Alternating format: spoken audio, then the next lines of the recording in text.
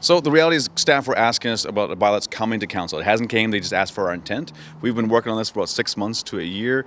There's a number of different options we have for short-term rentals. I just think we've gone a little too heavy-handed on the regulation, what's going to be proposed. And so my concern is that it's not going to bring people voluntarily into compliance, but we're trying to bring in a stick that's pretty big and say, no, you got to comply. So people want to do it legally, and I think the barrier to entry is much higher than I expected it to be. So that's my concern right now. So some form of that bylaw you might actually support then. And I guess the reason being that if we just open season with no fees on those sorts of rentals, it's going to be hard to find any long-term places to rent. We desperately need to regulate short-term rentals to some level. All I'm disagreeing with is the potential level we're talking about. For example, the business fee is, I think it's $100 in Penticton, and that was, we were told that we might be looking at that model. We're talking about $350 to $750. That alone is a pretty significant portion, and the reason why that is because we're looking at having a third-party enforcement unit of $300,000 cost for the taxpayer annually, inspecting 2 of these per day. That's a pretty heavy regulation, a lot more enforcement than I'm used to seeing in Kelowna, and so it's a little more strict than I expected it. So I think my concern, and again, we haven't voted on it yet, we're still asking for the public's input, but staff are getting close to their final opinion as to where they land. Well, since you're so good at seeing both sides, tell me why it is we need any at all. Because I hear some people saying any sort of bylaw whatsoever. Just let people do what they want with their properties. A lot of people are just saying that. Like, why are you even sticking your noses in at all? Okay, so the reality, we need regulation in short-term rentals because people need the option to do it legally.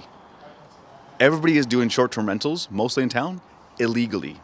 And actually, all the owners of short-term rentals want to do it legally. And so we need to provide a mechanism for them to do it legally. So that's why we need the regulation, because everything's illegal right now. Taking it one step further, though, is there not also a need to bring in some disincentives? Because if everybody just switches to the Airbnb model, how are you going to be able to find any sort of long-term rentals for people who need that for housing? Okay, so I think there is some legitimate concern that Airbnbs is sucking up some long-term rentals. I don't think that's exclusively what's going on. I think people should have perhaps the option, if they own their home, as to where they do go with that. And I think some of that is to do with the Real Estate Residential Tenancy Act. So it's not all just about getting rid of short-terms. We need to make long-term rentals easier for people to have happen. And there's some legitimate reasons why they don't go into long-term rentals. But do you not agree with the argument that a bylaw like this helps protect some of that availability, some of that long-term rental availability? I think it helps protect some long-term housing affordability. So if you have the ability to own, I mean, our average price in Kelowna now is what, $650,000? Your income is way beyond the average income of currently in Kelowna.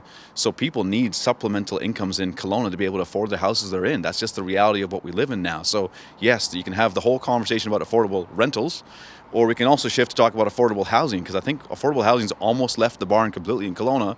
So I think people in the middle class need some supplemental incomes, and that could be long-term or short-term rentals to afford the houses they're looking at. All right. Well, Ryan Don, thanks very much for taking your time to talk on that. Hang on while I just say thank you for watching Kelowna Now.